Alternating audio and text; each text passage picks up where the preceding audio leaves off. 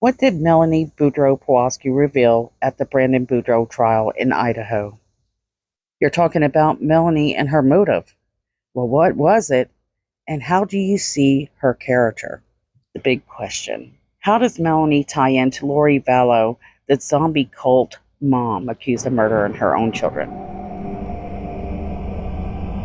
Welcome to Chasing a Murderer. We are going to talk about something you guys have been interested in since the last trial that Lori Vallow attended. She was facing conspiracy to murder Brandon Boudreaux, Melani Boudreaux's husband at the time. We didn't see Melani Boudreaux there to testify for neither the prosecutor or the defense. And a lot of people have questions. Where is Melani, and why is it that she's not behind bars beside her aunt Lori? And what really got that fired up again was the fact that the prosecutor, Trina Kay, mentioned the fact that the case was still active and open, and they were still investigating. I think a lot of people that follow this case have been very disappointed in the fact that other people involved with this cult, like Melanie Gibb, Zulema, Melani Boudreaux mainly, have not faced consequences for their very poor choices in their role in supporting these murderers. In fact, people believe that there was a chance they could have saved several lives if they had just spoke up and did the right thing. I'm very excited to hear your thoughts and ideas on Melani Boudreaux in today's video. But before we go into those thoughts, let's go ahead and kind of do a throwback where we believe we caught Melani Boudreaux at the time, Pawlowski, lying in interviews in court. Court records accuse Lori's niece, Melani Pawlowski, of being involved in a cult with Lori and Chad. She's also accused of being involved in a shooting attempt on her ex-husband's life. She testified that Gilbert police consider her an investigative lead in that case, but says that she is not a suspect. She also denies that her ties to Lori Vallow Daybell and her family mean that she is an unfit mother. You're not in a cult. You don't believe in zombies. You don't believe in dark spirits. You don't believe in doing harm to someone to exorcise a dark spirit.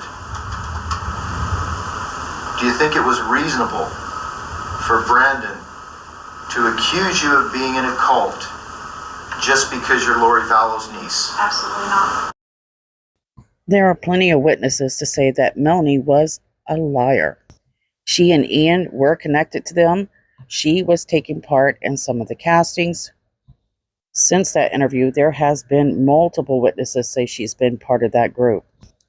Knowing what we know today about Melani and the fact that they placed those kids under her care is extremely terrifying. It's the craziest thing I've ever heard or witnessed in my life. It's almost the exact instance or comparable to Lori and Joe Ryan's separation, where Lori tried to create this horrible narrative to put Joe behind bars. The court felt as though Lori was the one that was being the liar. It was just sad to see that the CPS and the courts could do nothing. In fact, it was just making things worse for the children involved in those families. Again, you're watching this unfold and you're wondering, how can this happen again? How is she getting away with this? It's hard to understand, but many of you have commented and said that you think you know why. And it has something to do with authority. For a long time, many of those comments and people following this case have been looking towards the LDS leadership. And that's just a few of the comments we're going to go over. Anyways, jumping back to the story, listen to this clip because she gets custody of her children. Melani and her ex reached a custody agreement in court. Melani knew there were missing kids in this case and that Lori Vallow wouldn't leave her kids behind. And she hadn't seen those kids in months. Melani also knew that the kids were dark spirits. And she knows firsthand what happens to dark spirits because she knows what happened to Charles Vallow and Tammy Daybell. They were all murdered by Lori, Chad, and Alex. Why were they murdered? Well, they were murdered because they were dark zombies, just as we said moments ago. Later on, when investigators start looking for these children and they have no idea where they are, those investigators ask Melani questions, but she doesn't really give them anything. Ultimately, Ian is the one that says that she had doubts about the children's safety. Where are JJ and Tylee, the two children with Valley ties who have now been missing for 8 months? Her niece is now talking publicly for the first time, but is she telling the truth? Eventually, everything will be exposed, and then we'll know. But until then, I can't make any judgments on things that I... When the hell is eventually? Rich Robertson, a respected Valley private investigator, started looking into Lori's niece, Melani Pawlowski, after someone shot at Melanie's estranged husband, Brandon, outside his home in Gilbert. Brandon thinks Lori's brother, Alex Cox, pulled the trigger, but missed. Flat out just said, Alex, what happened with that? And he made some jokes about it, and then we both talked about how insane that would be. That's only one example of Melani not showing any type of concern or remorse. She's laughing, joking about Brandon Boudreaux, her ex-husband, being shot at. Even to this day, no one has ever seen any type of concern come from her about that day that her ex-husband was shot at, and nor do we expect it. Her strange reaction to such a devastating event was a red flag. Ian Pawlowski was the whistleblower at first, saying he recovered crazy documents that showed crazy ideas that support this group was a cult.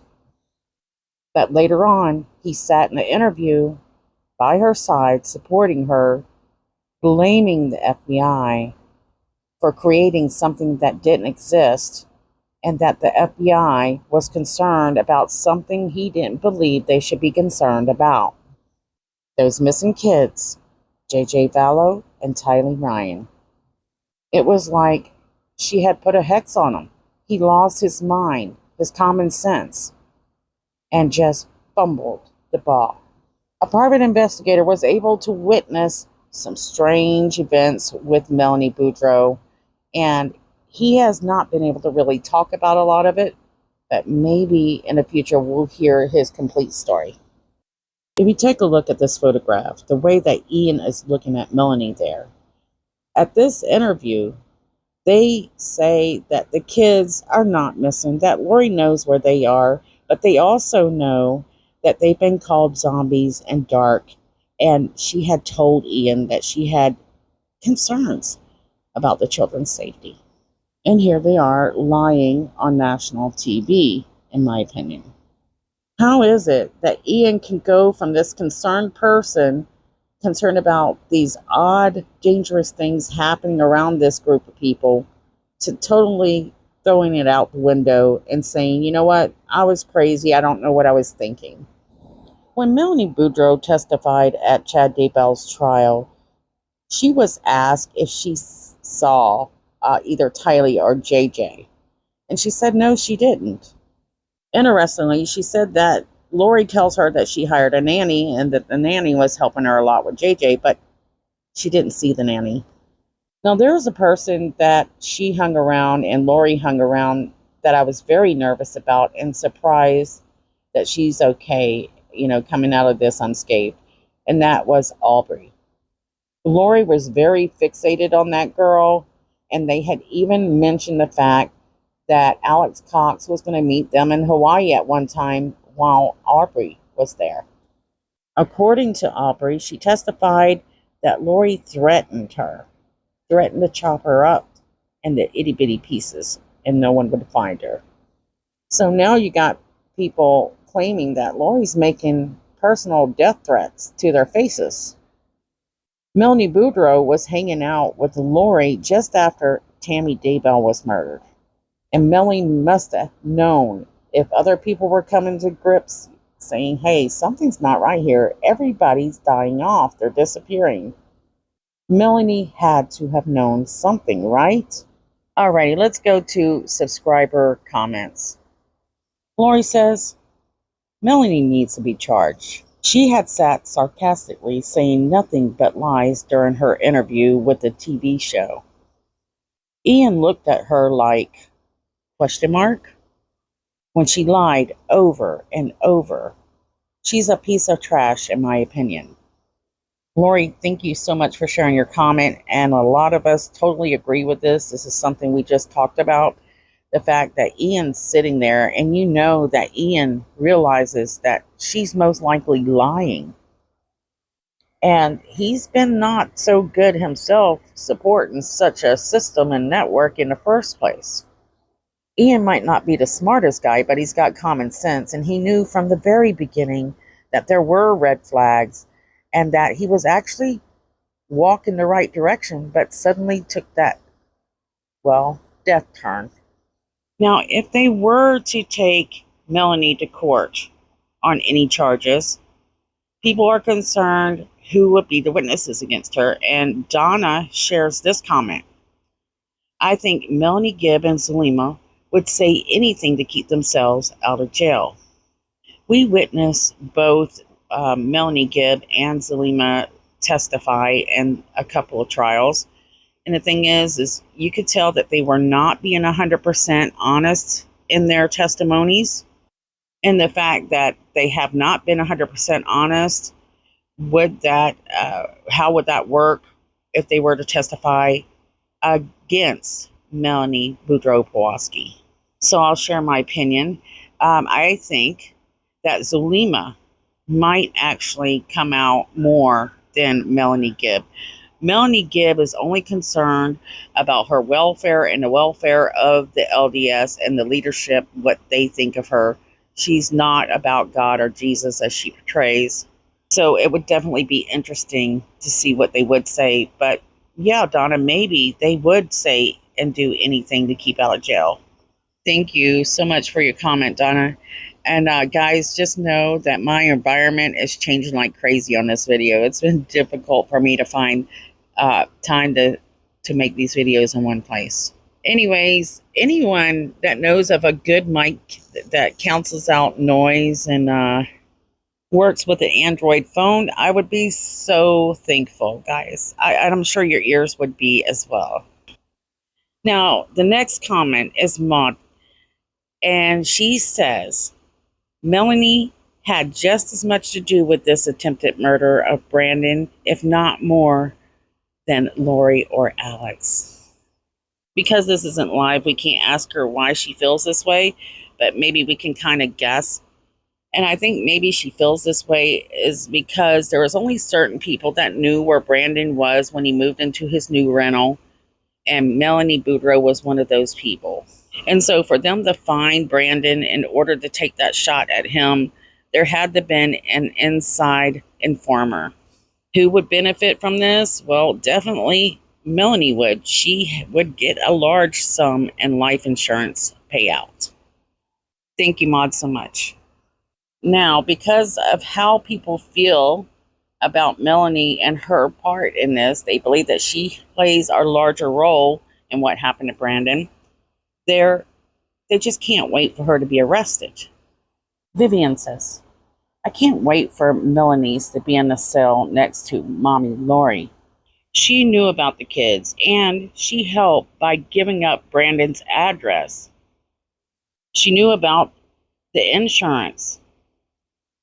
She was logging into his bank account, and how she got away with all this is crazy.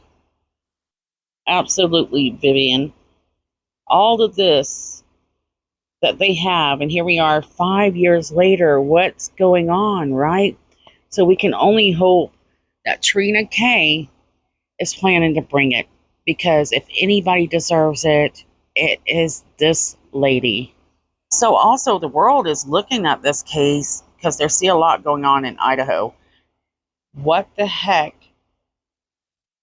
There's some red flags. There are people that should have been behind bars, at least being set of an example.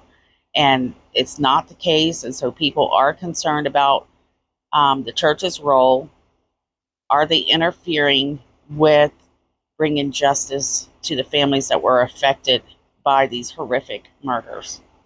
I get it. You don't want your church to look bad, but sometimes you got to do what you got to do to set an example, because in Salem and Sugar, you guys have a serious issue, and it's people that's going behind your back and they're running things behind your back, and you better do something about it before it gets out of hand. I've tried not to mention the church because even though I am, doesn't mean that I hate Mormons, because I do not. However, what's going on with this group of people should have been taken more seriously and something done about it. And we're hearing that there were bishops and stuff that were interfering with investigations. You can't do that. Okay, our next comment is Chris Best. I'd like Goober Dingbell to fess up. Pawlowski probably suggested and plotted all the crimes, but hands are clean. Absolutely. So I think a lot of people who look at this particular case often look back and refer to the Manson case. He was a master manipulator, and I don't have time to go into his case, but there were murders involved. His hands were clean, yet he was the authority figure in this group that he was building. It was cult-like. And like Lori, he isolated his followers from the outside world, making them completely dependent on him, just like Lori did for her. And the way that he did this was through pure friendship, charisma. He used drugs. And then they used psychological techniques, which this group did as well. All of them used this. Every single one of them were guilty of that. Using Jesus Christ's name in order to get people to do the things or to think the way that they wanted them to. Their ranking system was in some ways more extravagant than Manson could have ever been, really.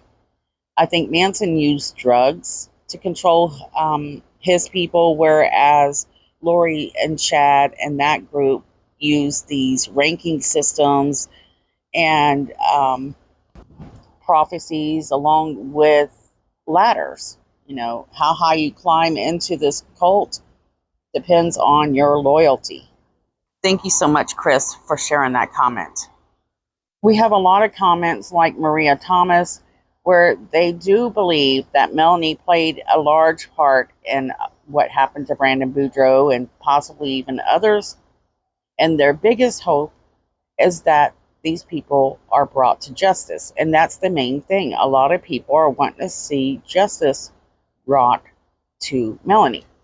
And lately, and guys, I'm not saying this because I love Nate. Nate does a lot of good things, but there's a lot of people that have been commenting saying that, you know, they're losing a lot of their trust in Nate because they don't see justice happening for people like Melanie, and believe there's a possibility that because he's LDS, that he somehow has part to do with that. I can't say one way or another. I don't think that's what he would do, but it's just sad to see as the farther we move along in this case, these guys are losing trust in a lot of the media coming out of that area. It makes them feel like they don't know who they can trust and who's on whose side. And trust me, I get it. The manipulator has become very skillful today, and it's nearly impossible to know the real manipulator because sometimes manipulators do more good in the world than the good people. So I just wanted to address that because I have, witnessed a lot of those comments, and I really hope, and my fingers are crossed because Nate has been seen unbiased, that he wouldn't do something like that. So did the church leaders contact Nate Eaton? Well, they could have, but Nate's also his own guy, and he'll do what he wants in the way he wants to. So, and that's what he does. So in truth, what I'm trying to say, unless you see leaders and people that are speaking for the LDS start pulling these people to justice, they're going to lose more trust in the Mormon overall. So now we have Colleen Knight. She has a comment that is referring to Charles Vallow, who was deemed a dark zombie. There were text messages exchanged where they talked about changing his mind, or talking about changing his mind. And that's before they got rid of Charles. I'm not certain if I understand this comment completely, but I'll do my best. It's not you, Colleen, it's me. I'm not sure if you're referring to the part where Alex Cox was kind of hoping that maybe they would change their mind about Charles Vallow. Could he go from dark to light again? Because it seemed like Alex Cox was very concerned about Charles being dark, yet he doesn't ever put up too much of a fight for each person that Lori deems dark or a zombie, especially when it comes to the kids. So Alex Cox was more than willing to help Lori deem Tylee and JJ zombies, and that, to this day, dumbfounds me of how he found it easier to deem these kids to their death versus adults like Charles Vallow that isn't even blood related to him. I mean, it's unfathomable to think about how Alex Cox viewed the world, morals, and values. It doesn't make sense to me. And the way this guy ticks is very strange. Okay, we're going to take one more comment and then I'll continue the video. We won't talk much on the next video. We'll just continue covering the comments. And here's my buddy right here. So RH Many Faces. In Idaho, it's not allowed to make money from her crimes. She can't sell her book and profit. Lori is a narcissist and thinks that she knows everything. She tries to manipulate everyone. In the Dateline episode, her BS was cut out. Love to you, Debbie. Wow, that's a lot that she covered, and a lot of this is something that I've actually thought about. So firstly, we wonder, can Lori make money from behind bars? And Nate Eaton actually did a piece on this, I believe. Isn't that right, RH? Where he said that if she went to Idaho, it would be harder for her to make money or profit off of this tragedy. According to Nate, he said he was not paying people, or that he's not aware of anyone paying her for an interview. But also, what did they consider pay? Did they buy her clothes, give her candy, makeup, hair dye, put money on her, I don't know what you call it, but on her card to make phone calls, things like that.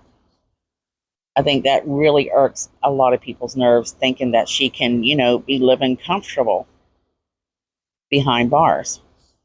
She also recognizes the fact that Lori is a narcissist and she thinks she knows everything, which is true. Lori really thinks she's the smartest person in the room, when in reality, the longer that you listen to her talk, the more you realize she has no idea what she's doing.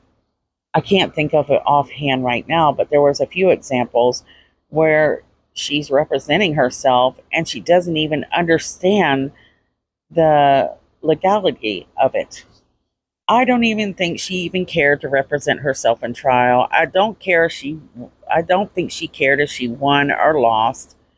This was just an all eyes on Lori moment. Her questioning didn't really matter to her. The only thing that mattered to her was if she could catch somebody in some sort of lie, which wouldn't even benefit her in any way. That's a true narcissist. It's just about her and her being right and you being wrong. And as RH Many Faces says, Lori tries to manipulate everyone. She doesn't care about anyone. I've said that from the beginning.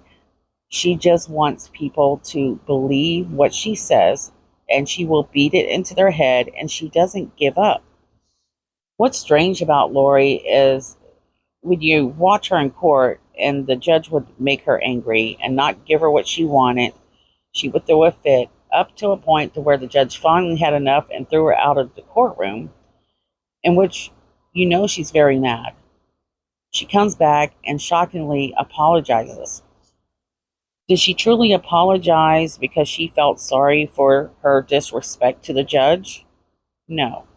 It was a way to gain some type of sympathy and respect so that she could continue to do what she's set out to do. She will kiss you on the forehead as she pours the poison in your drink. Very, very dangerous. And this is the way that this is my opinion, this is how I see Melani. I see her in those exact eyes. I mean, I really do think she's just another Lori.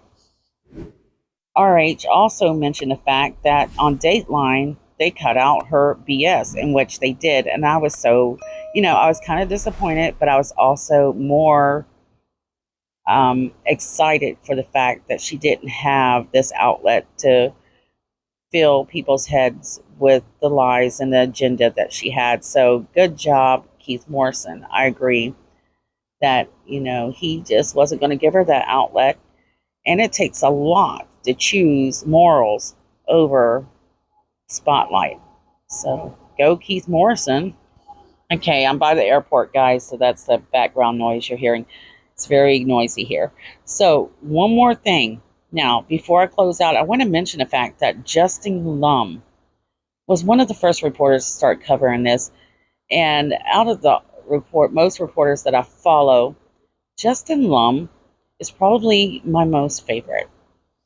Even if he refused to let me interview him, which wouldn't have been on video, it would be for my own personal knowledge, he was the one that was really uncovering the things when you're wanting to know the next step and as quick as you wanted to know it. He was known as the Document Man.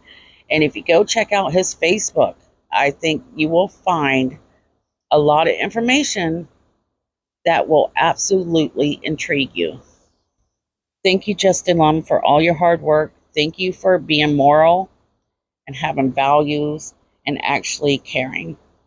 All right, guys, I'm going to close out for right now. I want to say thank you for your comments, guys. I'm going to continue the next video with only comments. I'm not going to speak much at all. I'm just very appreciative of all of you guys and seeing your point of view. And I like to share it on here. And I like using those views to point me in a direction for our videos. So I love you guys so much. Don't forget about these girls that their cases are cold. They continue to go missing. I really need you guys to check out Summer Wells. There's something going on in the state of Tennessee that I think is a red flag. Maybe there's some of you out there that are really good sleuths that can help this family find the answers they're looking for. She just disappeared from her house. The last time her mom saw her, she was going into the house, and according to her brother, she went down in her bedroom to play. From there, she just disappeared. Now, police immediately took suspicion to the family instead of listening to the family, and we're told that they even had trackers track her scent out to the road. But for some reason, the authorities in that area are really not wanting to go down the avenue Don Wells asked them to. Now, Don Wells and Candace Wells, they're a family. They do have their struggles. They live like many Americans in those areas, struggling financially at times. And they had their children, all of their children, taken away. This has been very devastating to the parents. Now, we don't know what's going on in the background. We don't know how the parents have worked on themselves or any of these things, but they do have these concerns that they feel like something more is going on, that they're taking their children away and they're treating them like merchandise. there is a problem. We have trafficking of children and adults, but now we have people that are getting more intelligent about how they can kind of cover up these kind of things. And the best way to do that is to get into the system where, like CPS, I have a personal thing I can share with you. There was an officer in Pensacola who was messing with high school girls, knocked one up, she became pregnant, and he didn't lose his job. He married her to keep from doing that. But it wasn't long and he divorced her. He didn't want to marry her. He was just trying to save his job. Guess what he is a detective over today? Child images. He is a detective over that, guys, today. And as far as I know, still. So you have a lot of problems in our country, all over the nation, where you have these types of people, pedophiles, traffickers, criminals in general, getting into our authority leadership roles and manipulating our system to use it to their benefit. So I'm asking you to please pay attention to the Summer Wells case. Ask questions about Tennessee and their role with the children they are fighting for. Love you guys so much. Don't forget, if you could, to subscribe, like, share, and don't forget, it's not too late. I'm still adding comments. Share your comments on Melani Boudreaux. Do you think she should be behind bars? Do you think she had more to do with all these evil things happening in this case than she admits? See you soon.